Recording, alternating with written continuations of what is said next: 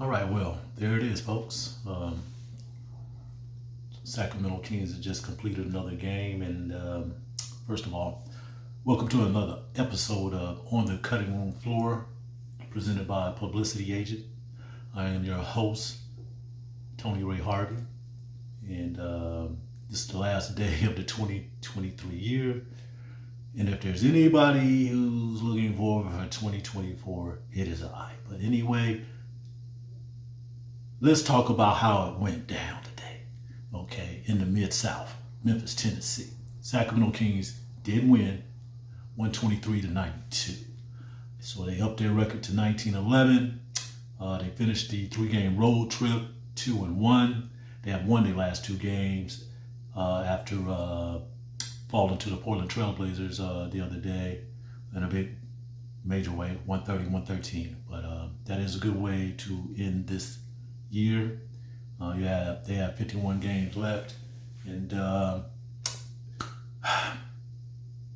another fine defensive performance. I mean, they really worked hard on the defense. They get it now. But unlike the other game the other night,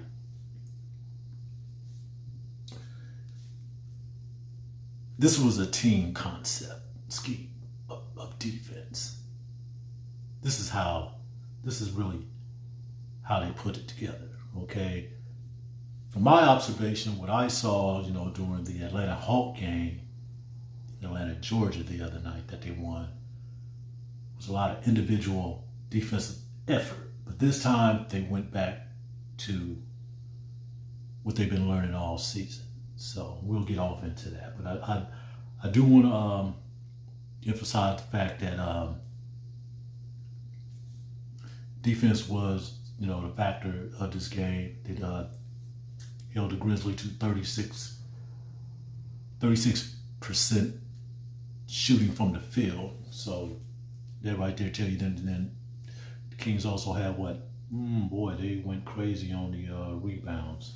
I mean, they went pretty much berserk on the rebounds. What did they do on the rebounds?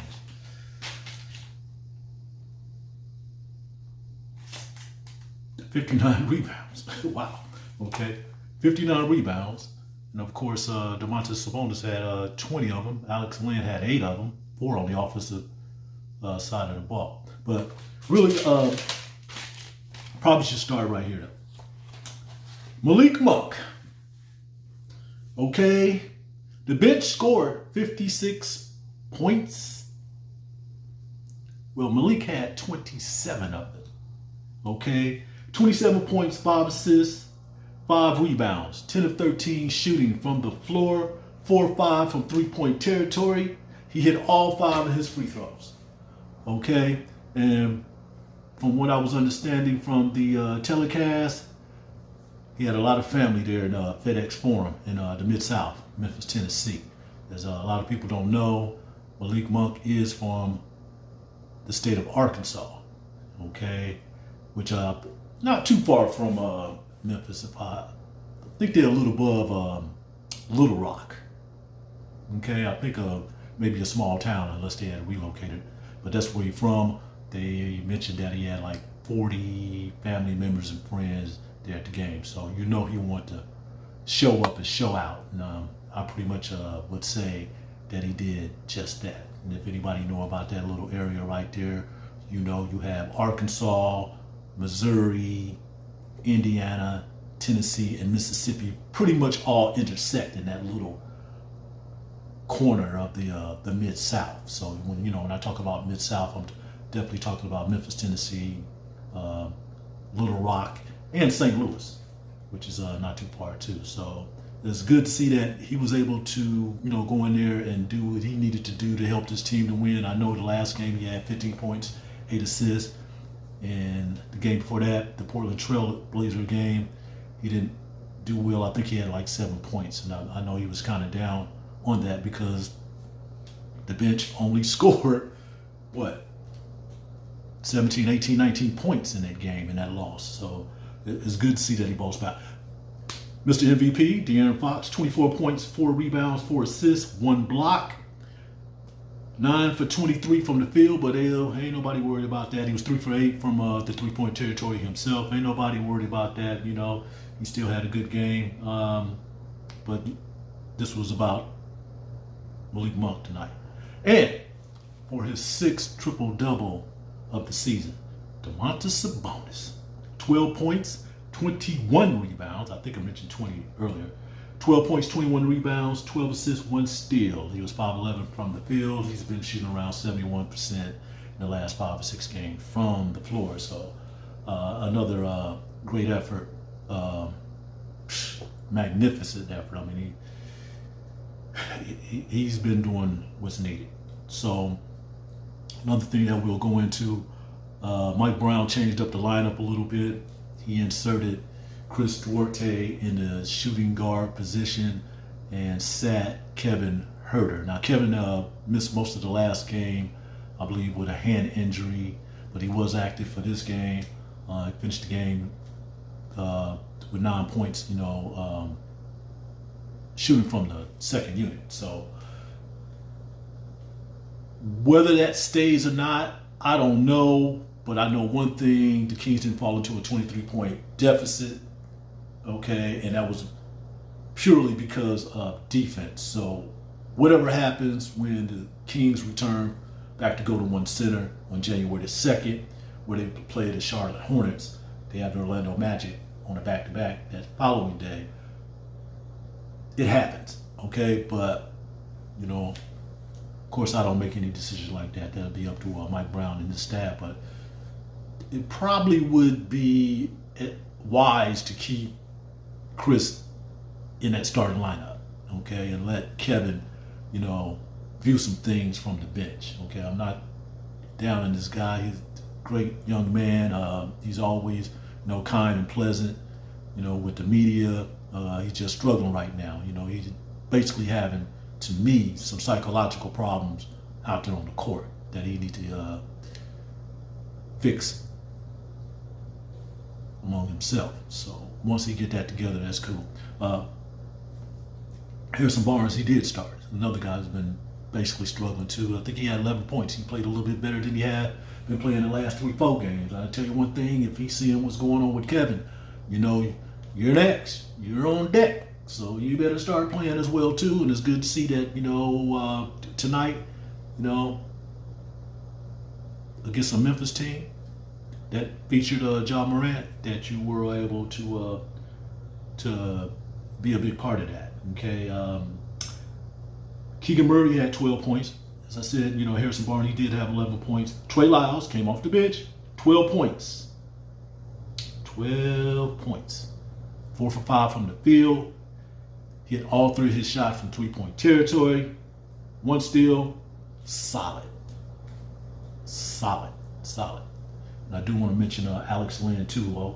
Once again, who came off the bench, did some great things there on defense. I know there was a couple times that he batted the ball back out, on offense to make sure his team back into the front court to make sure his team, has another opportunity, to get a shot off. So Alex Lynn, since he's been back, he was out for about 6 weeks, 2 months. He's Mr. Ready. Okay, he's the Minuteman. I'm not sure to call him the Minuteman. He's Mr. Ready. Okay, in that position. So he definitely helps out on the defense. Give him a bigger body, makes him longer. And he's able to rest Domantas for about 10, 12, 13 minutes, and it helped. He really came through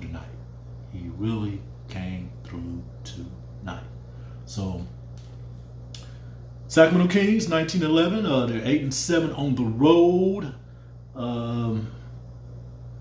Good way to close out the 2023 year. Now the Kings, oh boy, okay, all right.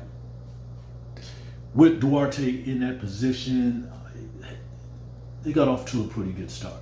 Okay, in the first quarter. That's pretty much all you can ask for. I think they were up like 41-29 with it was up 41-29 in the second quarter at the 10:05 tick. So that pretty much was a factor though. But if you go back a little bit in that first quarter. As I said before, there were no setbacks. You know what I mean? A 23-point deficit as they did in the first quarter of the last game. But hey, you know, halftime, 70, they led 70-58. But so there's nothing more that I can say. You know, you play defense, you win games. And as they had said before, amongst themselves, publicly as well, when they play together, they win together. And that's exactly what happened tonight. Because I thought the Memphis Grizzlies would give them a little bit more of pressure, competition.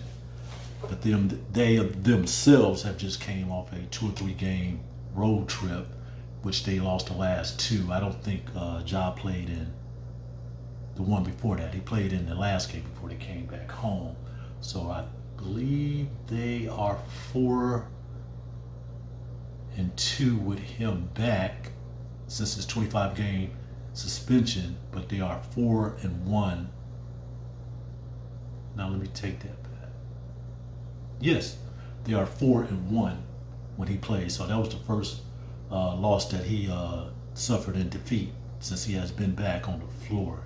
They did play the Clippers and the Denver Nuggets on the road previously. They lost both of those games. So right now, you know, they're on a 3-game slide, and they are now 10-22, and they haven't been playing particularly well at FedEx Forum since let's see, with Ja back. No, they haven't been playing well at FedEx Forum in Memphis. They're like 2-12 there. Okay, they have a better record on the road than they do have at home. So they're not too far behind. They still can do some shaking up, shaking bait, try to get a position, at least for a play-in spot. But they got a tough hill to climb. So it'll be pretty interesting to see how things go with that particular team with Ja Morant back in there. Jaren Jackson. What's Jaren Jackson?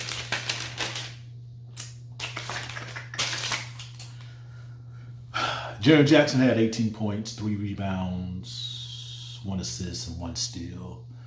I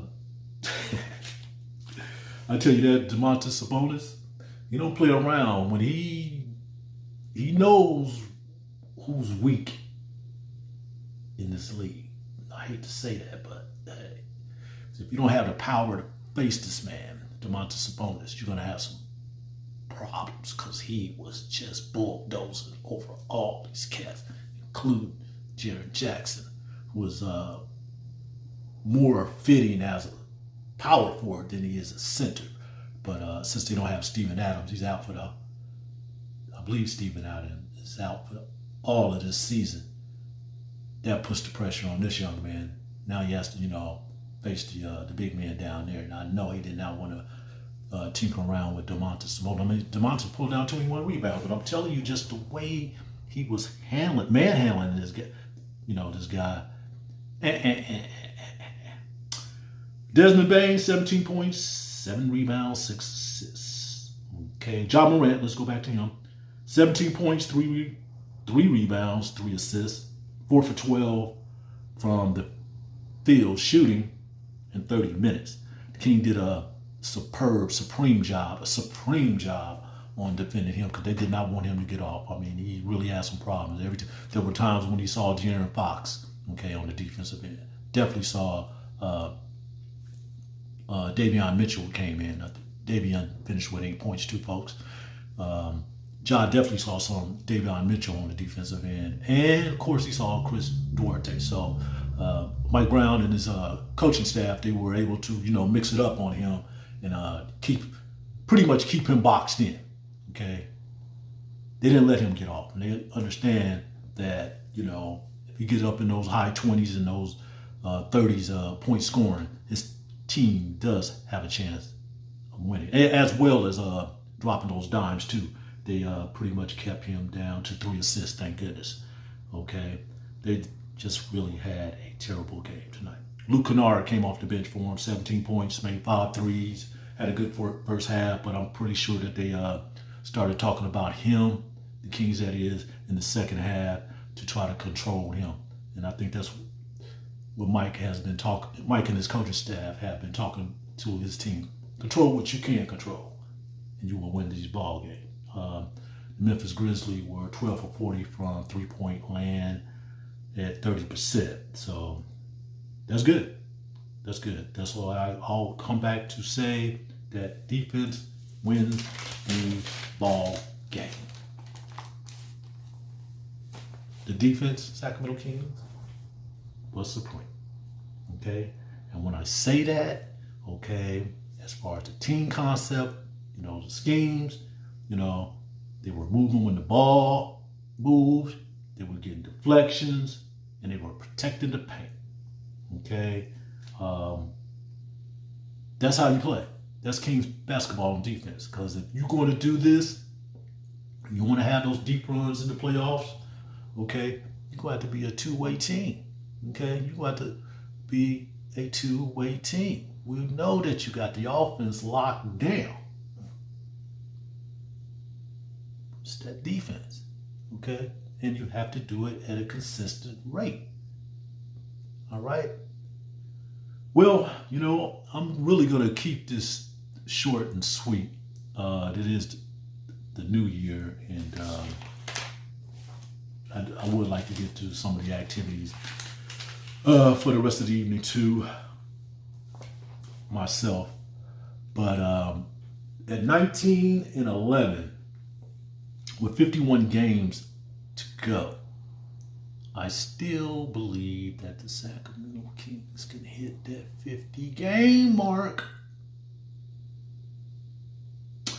But you may have to make a move, okay? Because with everybody know, okay, OG Anunoby is off the table. He was traded to the New York Knicks, and part of that exchange was J.R. Barrett, who's from Canada anyway. So Barrett was traded to Toronto Raptors. And OG, he'll be in a Knicks uniform. But there's other players out there that the Sacramento Kings can get to help them usher in to 2024, into the 2024 playoff. Let's see what happens right there. I still think that they can hit 50 games, but I still think that they have to make a move as far as personnel, okay? And I'll say it again, you know, this thing that's going on with Kevin Huerter, they have to see what they want to do with him. HB2, okay? All right? But it looks like at this point with Huerter, okay, things can't change because you know Mike Brown, he's pretty unpredictable with his lineup. He doesn't like to give too much of it away, and I understand that. He's the coach. Kevin Huerter probably needs to sit there on that bench and view what's happening out there with that starting unit before he can get back with the starting unit. So that second unit might do him some justice, basically. Okay, he didn't do anything in the first half. Okay, he played 8 minutes, and it was zeros across the board. Second half, I guess he figured out, you know, I got to do something. So he ended up with 9 points. So maybe that's some things that he was able to observe while he was sitting on the bench. Okay, watching what that first unit do. Harrison Barnes, I think that was a wake-up call for him tonight too. He looked a little bit more. He had a little bit more pep in his step than he normally has and stuff like that. You know, got some rebounds, hit a couple threes. Okay, got a couple stops. That's what's going to be needed for you. Okay, probably even got more looks. You know, with Kevin Huerter not being in the lineup, you probably see some more looks. But you're going to have to play consistently. Okay, give them something. Okay, some rebounds, some points, some steals, some stops, stuff that don't really show up in the stat box and stuff. So, but the Kings going to have to make a. They're going to have to make a move. No doubt about that. They will have to make a move if they want to improve in the playoffs, which I really do seriously think that they're going to. This coming April. I think they had a fantastic 2023 year. I know they want to build upon that, with all these expectations. I know I have mine. I'm already talking about 50 games, and I still think that is reachable. So let's see what happens there. So, Happy New Year. Thank you for tuning in to On the Cutting Room Floor. Of course, I will be doing a lot more of this telecasting from the Black Magic Inc. Studios in Greenhaven, California. Okay, and like I said, Happy New Year, and I hope you have the best of the upcoming year too. So, as another one of my favorite news journalists would say, a legend in his own time. I really did enjoy watching this guy when I was much, much younger. And here I'm an old man, young at heart, but old man. And I really enjoyed, watching him every night. I tried to jump out in front of the TV just to hear whatever he had to say about what was going on in the world. Not right here nationally, what was going on in the world. Walter Cronkite. And that's the way it was. That's how I used to sign off. Me, I'm signing off. Peace, love, and solidarity. Happy New Year, 2024. Peace.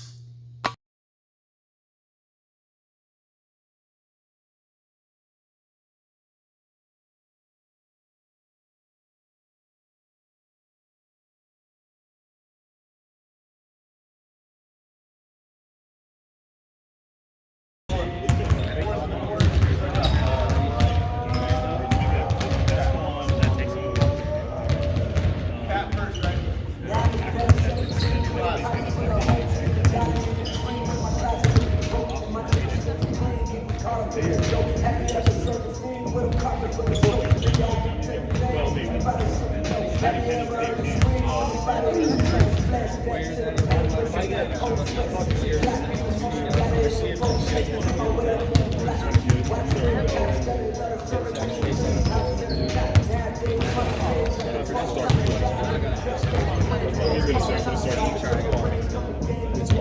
I'll start doing the pictures. They won't be done in practice.